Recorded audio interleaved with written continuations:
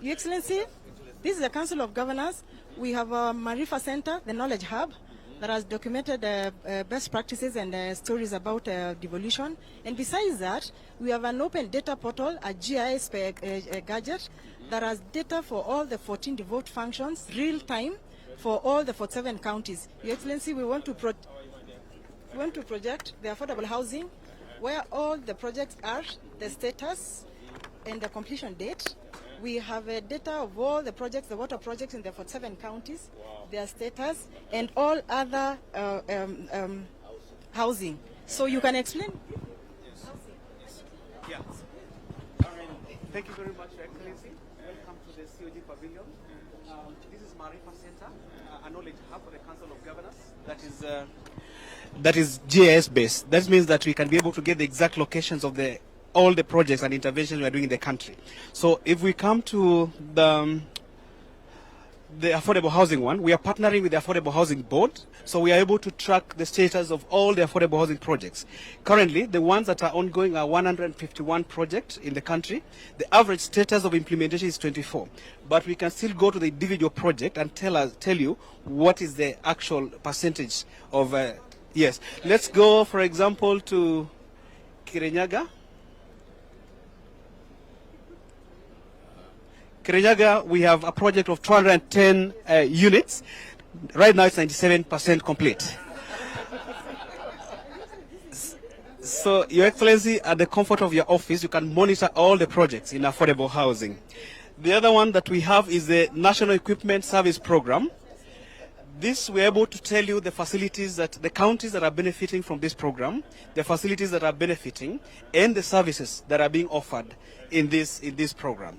So, Wajir is there. Yes, Your Excellency. Even in Wajir, they have also set up a GIS system for our chair. They're able to map out all the health facilities in that particular county. Thank you, sir.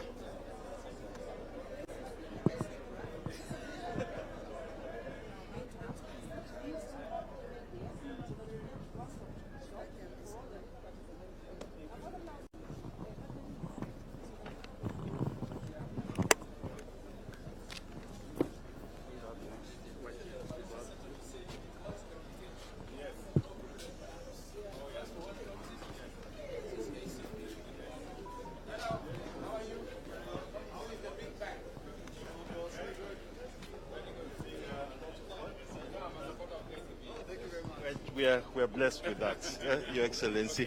Thank you. So, thank you. So we're doing a lot of work right now. There's some key projects we're looking at, like the work we're doing with KEBSA to ensure that those guarantees go out and the supplier is able to get to the fill order. There's a lot of work we're doing with SHA, Your Excellency, with respect to the IPF to ensure that people can get the funding. Actually, we are working closely with Safaricom. By the end of this week. By the end of this week, they'll have told us about it. Thank you. Yes. Yeah.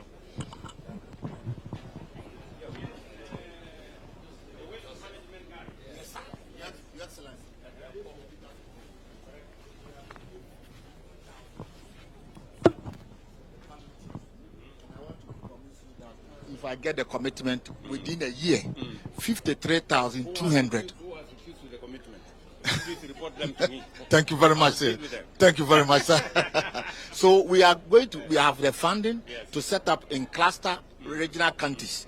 So about yes, within 2 weeks, I'm inviting you to have a groundbreaking, and then we start the work. And what about Nairobi? And Nairobi is our big, yes, we are in discussion with them. They have not yet concluded. Trouble, let me know. Yes, they are giving me trouble. So yes, they are giving me trouble. They are giving me trouble. I will take them on. Look, the funds are ready, the equipment are ready. Yes. This is an African solution to African waste challenge problems. Thank you. When I was vice chair, I took a delegation of 11 governors to go and see this. And the value chains around it, the creation of employment, the cleanness of the towns, the local solutions. They get to a point where they sell the end product as fertilizer on the shelves of supermarkets. It really works. Yes. That's good. I told him. Yes, yes. Thank you very much, Excellency.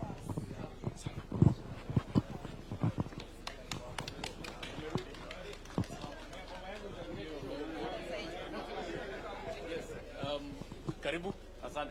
We are standing firmly behind ensuring we are funding the affordable housing program. Yes. Here are two beneficiaries. You met them on Madaraka Day in Homabay. Amuka na Pamela. They have moved into the Soko Mjinga. Yeah. How are you? Wewe ndio mwenyekiti wa Soko Mjinga. Uko na nyumba hapa? Nimepata. Umepata? Na anakaa ndani. Na wewe ni mama wa soko? Wa mboga. Ndio. Unajua kuna watu wanasema ati nilisahau mama mboga. Hapana. Hiyo ni propaganda. Sasa hii nimemaliza maisha. Kwa sababu nimeenda kwa hiyo nyumba, nimekaa vizuri kama ofisa. Nimetandika. Unakaa kama ofisa. Nakaa kama ofisa. Hata soko Mjinga nimeanza kujengia. Sasa itakuwa soko mrefu. Itawacha kwa Mjinga. Haitakuwa Mjinga tena.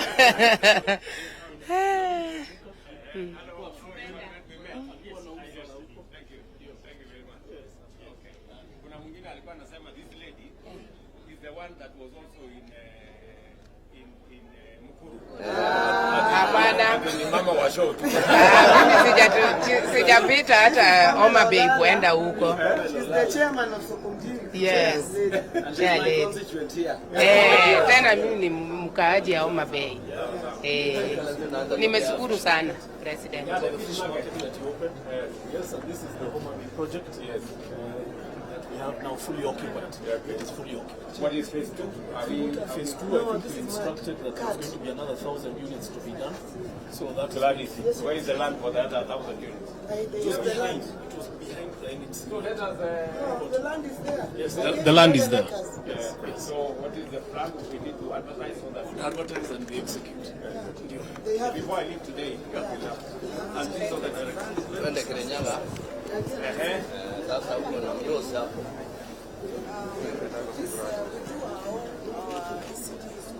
Very good. We also do linen for hospitals online for doctors and also for maternity. Yeah, we do a program which we are expanding. It's really not that big, but we manage to get it. It saves us money, and linen and curtains, everything comes from inside. Yes. And then here, this is you've seen what we have been doing in medical services. We have expanded our facilities.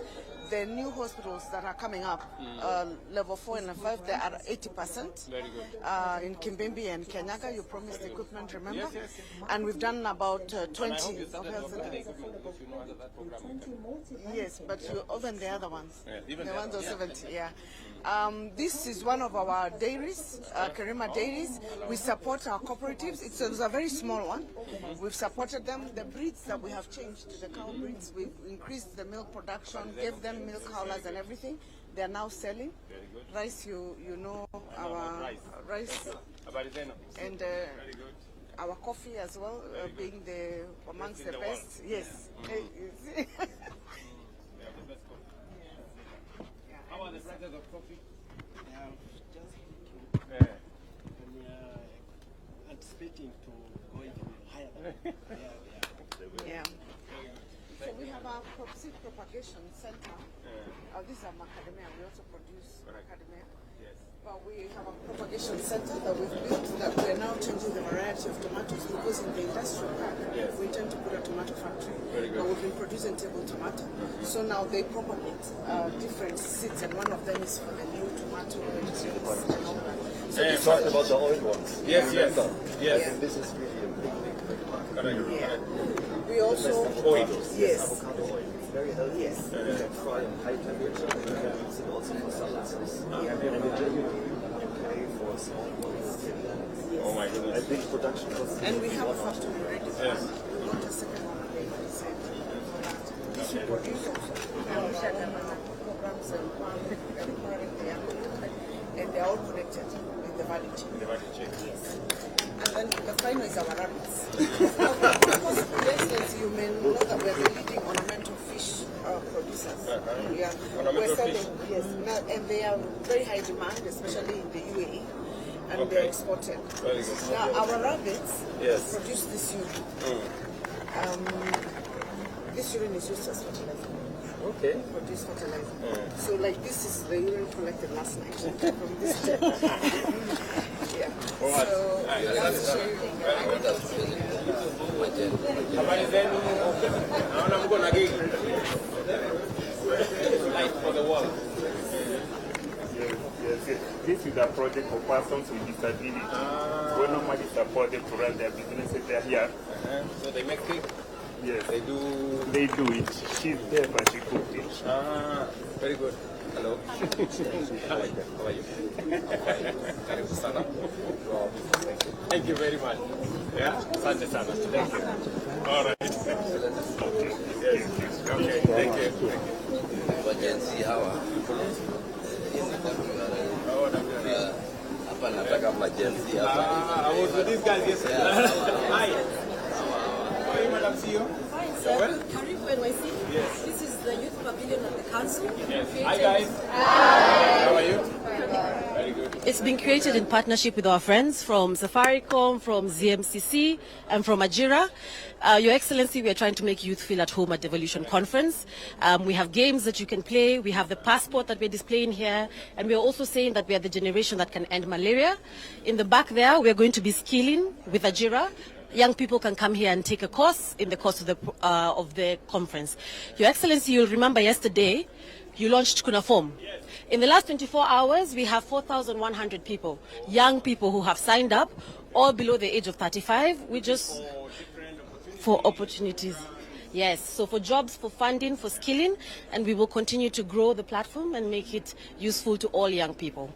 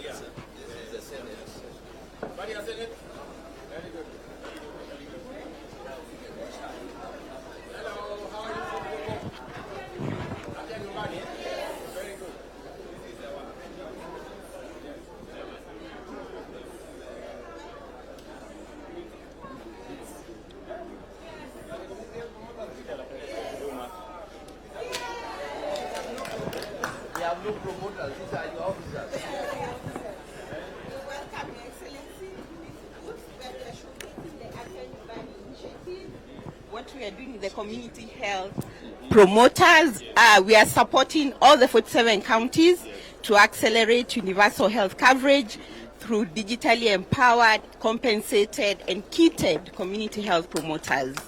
So you can see the numbers there, where we have 108,000 CHPs enrolled, and they have been able to register 8.78 million households, and they are currently visiting more than 7.6 million households. And we have done a lot of screening for diabetes, for hypertension, and referred many people who didn't have known that they have these conditions right in their home. So we are actually bringing health to people's homes. You people are the best. Thank you so much. Thank you so much, Your Excellency. I am all in. All right, Asante.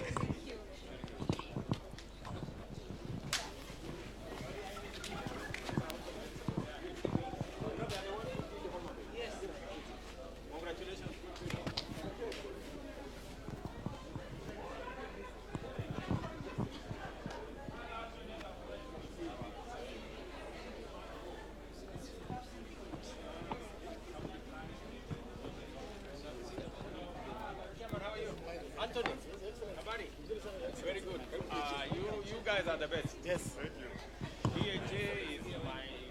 Thank you. Okay. Yes, Mr. Anthony. Thank you, Your Excellency. Welcome to our booth. We just want to show you our mandate is really very short. We just want to digitize each and every part of healthcare. Digitize everywhere. Every part of healthcare, Your Excellency.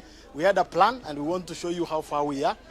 Just in short, we start with SHA. This is my team, and Dr. Amisha will take you through SHA, and then we'll go to Dito Health Agency of the facility and the rest, and my colleague there will take you through. Joyce, please. Thank you, sir. Excellency, at the Digital Health Agency. It's okay. At the Digital Health Agency, we believe in data, real-time data for use. So the first stop was the SHA registration dashboard, and as for today, you can see we are at we have already registered 6,152 people. As of now, of course, by evening we'll have reached about 30,000, 34,000, and then approximately half of the Kenyan population is already registered for SHA. And then, Your Excellency, registrations typically are happening at the health facilities. We need to change the Kenyans' mentality about seeking for health care, because you should be registering for insurance when you're happy and healthy. Exactly. But you can see from how we are doing things, our registrations are lowest over the weekends. Yet they should be the highest because we have self-registration and even assisted registration with the CHPs. Young people are the majority that are registering, on average about 32 years. Males and females, 1-to-1 ratio. So wanawake they are not being hidden behind.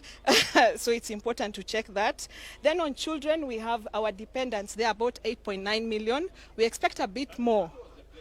Yeah, exactly. Yes. Exactly. Yes, sir. Yeah. Yes. Yes.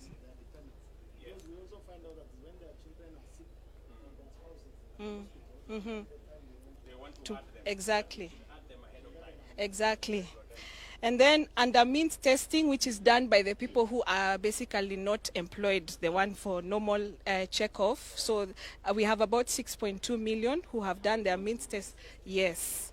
And then we have a county registration where we are monitoring the counties, how things are happening at the counties. Mombasa is highest at 67.5%. Homabay, where we are, is at about 13%. Sorry.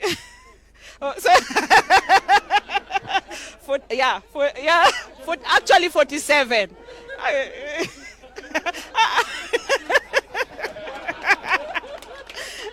and number 13. Yes.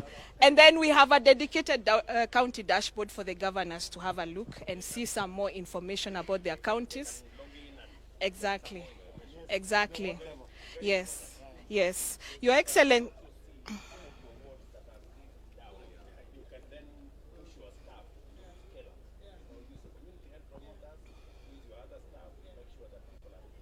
Yes. Then exactly.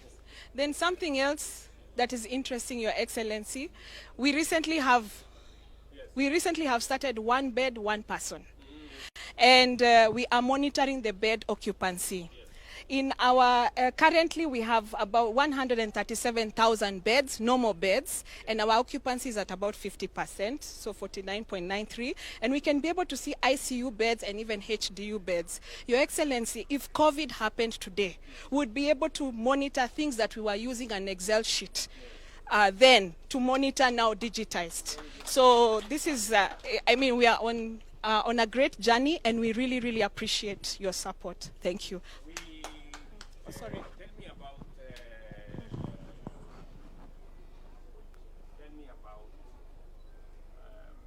identification. We're still using IDs. Yes. In our facilities in neighborhoods 2, 3. Yes. Some 4. So what is the plan? So, Your Excellency, we went live for the biometric